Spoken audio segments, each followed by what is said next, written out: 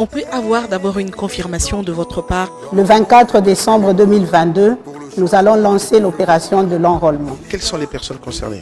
Tous les Congolais âgés de 18 ans révolus à la date du dernier scrutin du cycle électoral sont concernés par la révision du fichier. Donc il y aura une campagne en fait tout azimut pour pouvoir atteindre le Congolais là où il est. Et en quoi consiste concrètement cette application? VRAP est une application qui permet un enregistrement rapide des requérants à partir de n'importe quel endroit. On sait que cette fois-ci, l'innovation, c'est que les Congolais résidant à l'étranger... Ce n'est pas des Congolais vivant à l'étranger, mais c'est des Congolais résidents. Est-ce qu'un électeur peut s'enrôler plus d'une fois? Il est strictement interdit de se faire enrôler plus d'une fois. Cela constitue une infraction. D'ailleurs, pour votre information, en 2023, la carte d'électeur obtenue en 2016 ne sera plus valide.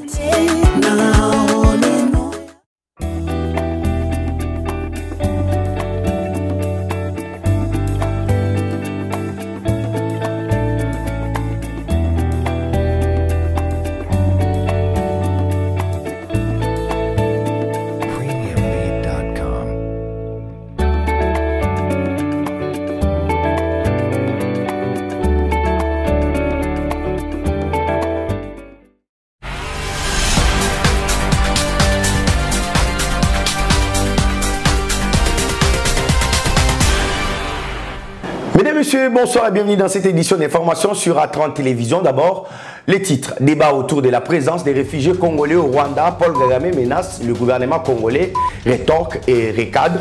Vous suivrez le porte-parole du gouvernement, Patrick Muyaya, qui qualifie d'inhumaine l'instrumentalisation par Kigali de la présence de Congolais sur son sol. Les éléments de la force régionale visés par une série d'actions de grande envergure, annonce de mouvements citoyens et forces vives de la ville de Goma pour contraindre la force régionale à bien jouer son rôle ou bien à plier bagage. Selon ces activistes, la force de l'EAC brille par une certaine passivité sur terrain. Voilà tout pour les titres. Fidèles téléspectateurs, bienvenue.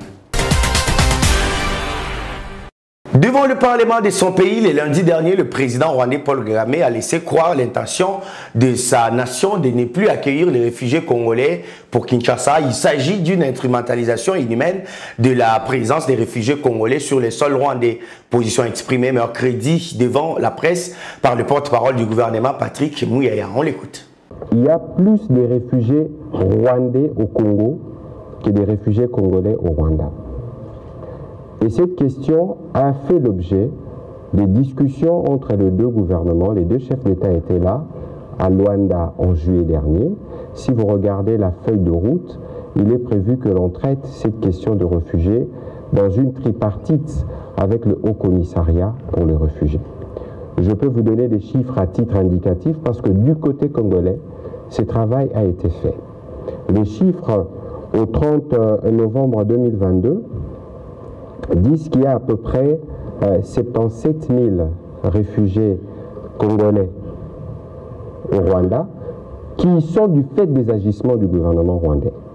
Et donc, il y a ces réfugiés qui sont là-bas qui, malheureusement, sont instrumentalisés pour de fins politiques. Quelquefois, c'est inhumain parce que dans l'attitude dont fait montre le président Kagame, même si j'ai vu qu'il y a eu une tentative de recul sur le sujet, mais il a dévoilé ses vraies intentions. Ça veut dire que pour lui, les droits humains n'ont aucune valeur parce que vous ne pouvez pas vous permettre en tant que chef d'État, vous vous dites panafricaniste, de faire un chantage à la communauté internationale sur des vies humaines en bafouant tous les textes légaux en la matière.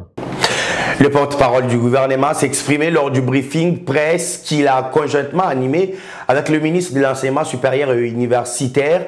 Briefing qui a essentiellement porté sur les dossiers de construction et réhabilitation des universités à travers la République. À l'occasion, le ministre Mouindo Zangui est revenu sur la polémique autour du détournement des fonds en Bujimaï. Images et commentaires.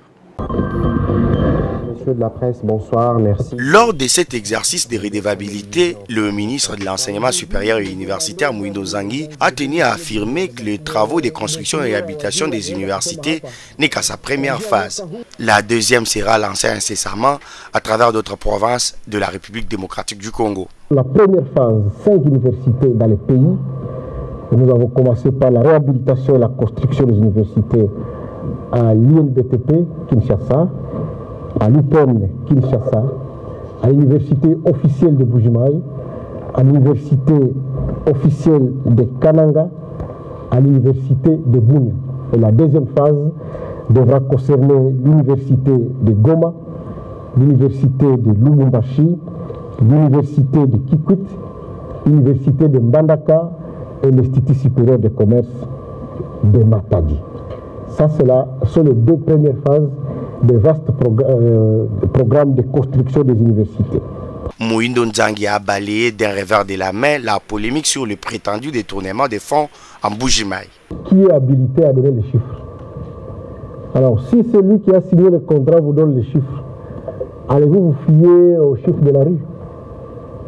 Puisqu'effectivement, s'il y a quelqu'un qui n'a pas qualité de donner les chiffres et qui les donne, ça s'appelle bien évidemment les chiffres de la rue.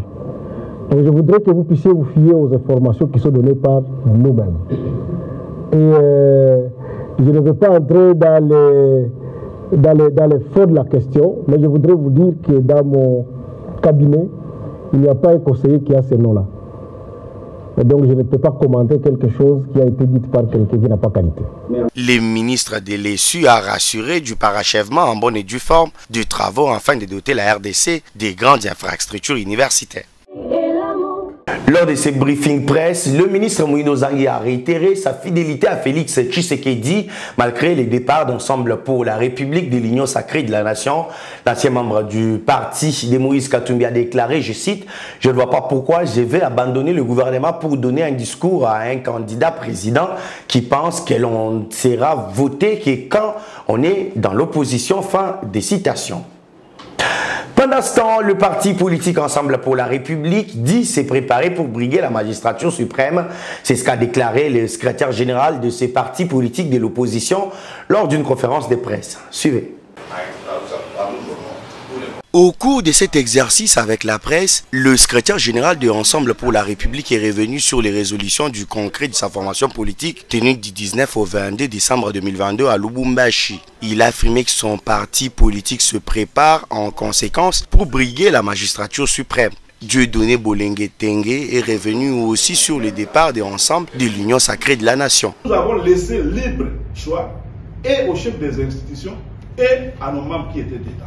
Mais nous constatons que lorsque le président de la République les a réunis, certains ont dit « moi je reste avec vous ». D'autres ont dit « moi je suis la voie tracée par mon parti politique ».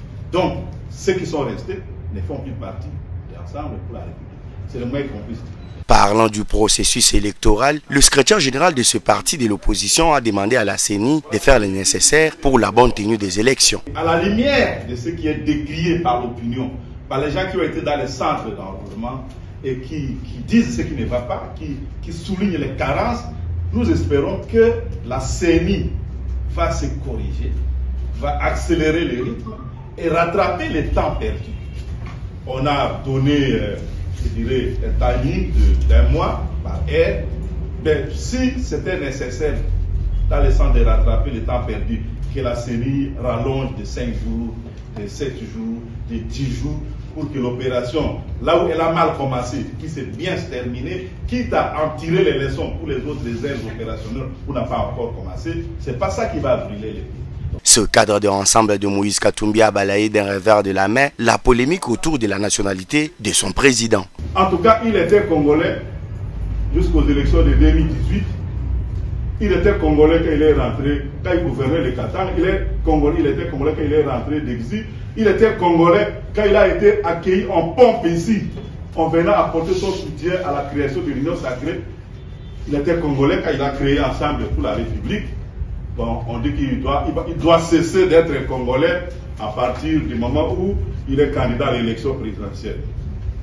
Est-ce que ça honore quelqu'un vraiment? Ça nous honore, tous les Congolais. Par ailleurs, Bolenge Tengue reste positif sur l'élection de Katumbi à la tête de la RDC. Changeons de chapitre à présent. Poursuite de la mission du chef d'état-major général des FARDC à Goma dans la province du Nord Kivu. Le lieutenant général Christian Chiwewe a visité mercredi plusieurs blessés de guerre avant de prendre part à une séance de travail avec les éléments de la force régionale. Les détails dans ce reportage. Poursuivant sa mission de commandement et de contrôle dans la province du Nord Kivu, le chef d'état-major général des FARDC s'est rendu ce mercredi 11 janvier 2023 à l'hôpital militaire d'Ikonkatindo à Goma pour une visite de réconfort aux blessés de guerre internés dans cet hôpital et a par la même occasion visité quelques épouses des militaires hospitalisés dans ces sites. Le lieutenant général Thio Esonge Sakristion a saisi ces moments pour un réarmement moral de ces vaillants combattants.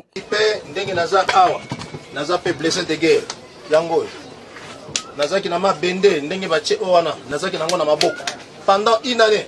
Il a avant son départ posé un geste de compassion en laissant une enveloppe contenant une somme d'argent à ses militaires. Juste après, le numéro 1 de l'armée a pris la direction de l'état-major de la force régionale de l'EAC. À son arrivée, il a été accueilli par le commandant de la force de l'EAC, le général Jeff Nyaga. Celui-ci a, au cours de cette visite, fait un briefing à l'intention du chef d'état-major général sur les déploiements des militaires de l'EAC aux opérations. Le général Thio a donné quelques orientations au commandant de la force et a émis le vœu de travailler ensemble pour l'intérêt de la région. Autre étape, Mubambiro, à Sake dans les territoires de Massissi. Le chef d'état-major général a y à tenir sur les liens une causerie morale à l'intention des militaires cantonnés sur ces sites, en provenance de Kisangani. Dans sa causerie morale, le général Thio a prêché la discipline et a rappelé à l'ordre ses militaires en ce qui concerne l'utilisation abusive des réseaux sociaux dans les opérations. J'insiste beaucoup plus sur la discipline. La discipline. Makambo oyo tozomona des fois na opération ba militaire bozana ba téléphone na opération bokomi kozwa ba image ba réseaux sociaux eza malamu te. Dernière étape de sa série de visites, Kilimanyoka, situé à 2 km de Kibumba dans les territoires de Niragongo, où le chef d'état-major général a inspecté les unités déployées sur les lieux. Dans les secteurs opérationnels Nord Kivu Sokola 2, sur la ligne des fronts, et aujourd'hui nous avons reçu une visite des marques. Donc, le chef d'état-major. Restons dans cette même province. Le mouvement citoyen et Forces Vives annonce une série d'actions de grande envergure dans les jours à venir. Objectif, contraindre la force régionale dépêchée par la communauté des États de l'Afrique de l'Est à bien jouer son rôle ou bien à plier bacage. Dans leur déclaration de ce jeudi, ces activistes se disent choqués d'observer, selon eux, la passivité manifestée par les éléments de la force régionale censé anéantir le rebelle M23. D'une province à l'autre, le gouverneur de la province du Haut-Touélé a réuni mercredi en séance de travail le comité provincial et urbain de sécurité ainsi que la société civile locale. Ensemble, ils ont réfléchi sur différentes approches dans le sens de lutter contre l'insécurité dans certaines parties de la province. Reportage de nos confrères de la presse du gouvernorat du Haut-Touélé.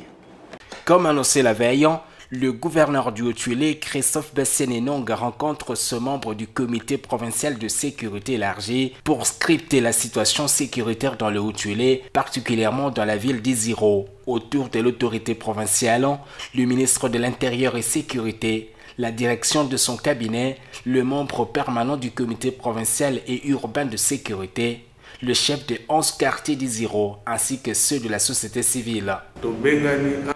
Nous vous avons appelé ici consécutivement à la situation sécuritaire de ces moments, caractérisée par des vols simples, qualifiés et à main armée, afin que nous puissions trouver une solution définitive à cela. 5 heures durant, c'est la seule et unique question qui monopolise l'échange entre participants, avec l'ambition de parvenir à une approche sécuritaire participative, comme l'explique Jean-Joseph Matete Osakoiri, maire de la ville. L'autorité provinciale a écouté la base s'est exprimée et ensemble, il y a des choses qui ont été prises, c'est-à-dire mettre en place un système de sécurité en réseau, de telle manière que toutes les informations soient relayées dès la base jusqu'au sommet et au niveau même de la base verticalement et horizontalement. La veille, c'est sur ces mêmes perrons du gouvernorat que la police a présenté au gouverneur de province 17 présumés criminels soupçonnés d'être les auteurs ou complices de plusieurs cas de vol à main armée et a occasionné mort d'hommes et perte de plusieurs biens. Pour y mettre fin, Christophe Pesséné-Nonga avait demandé à la population de collaborer avec le service de sécurité. En ce jour, en Belgique, le président de l'Assemblée nationale, Christophe Mbosso Nkodia, a échangé avec son homologue Rachid Madran, président du Parlement de la région de Bruxelles. Les deux personnalités ont passé en revue la situation sécuritaire à l'est de la République démocratique du Congo. La suite avec Jaël Molouaï.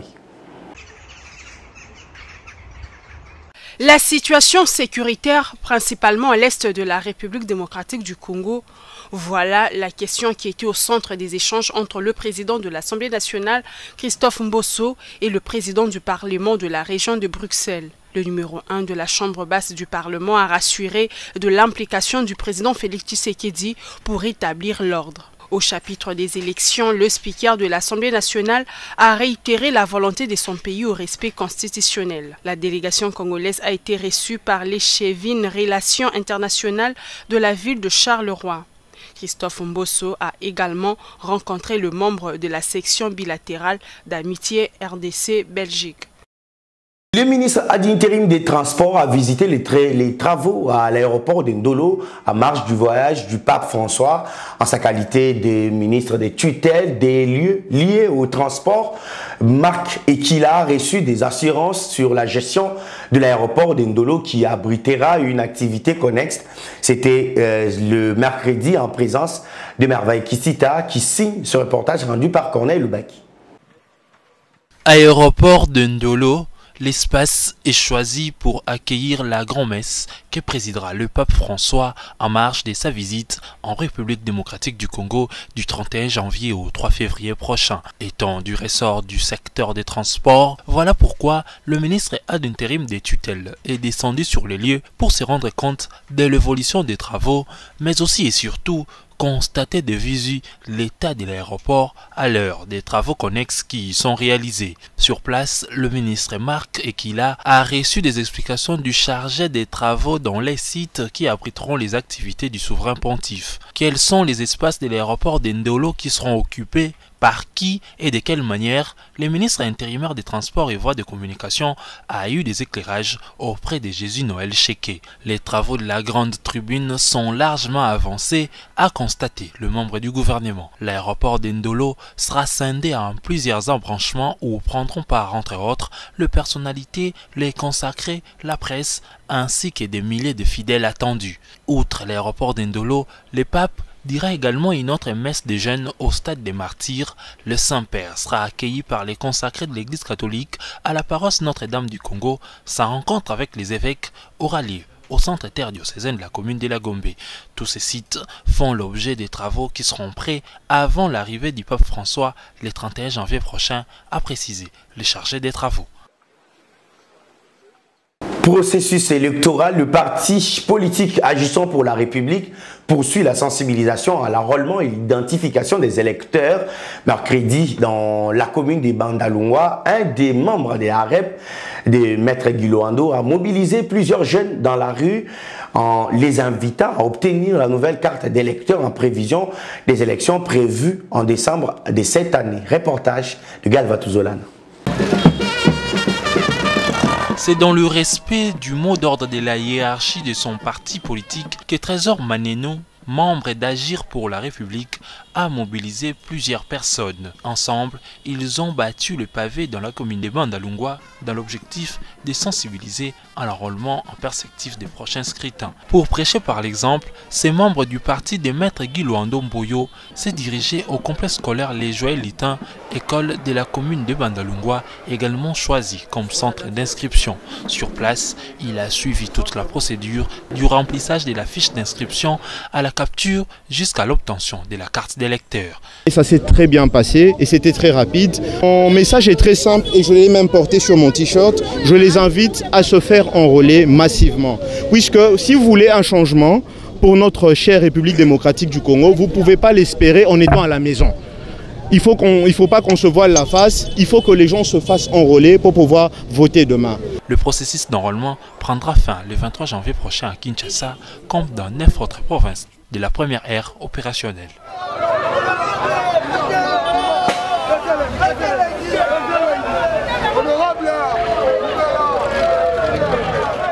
Mesdames et messieurs, ce journal est complètement terminé. Merci à vous de l'avoir suivi. L'actualité reste en continu sur le www.actu30.cd. Au revoir.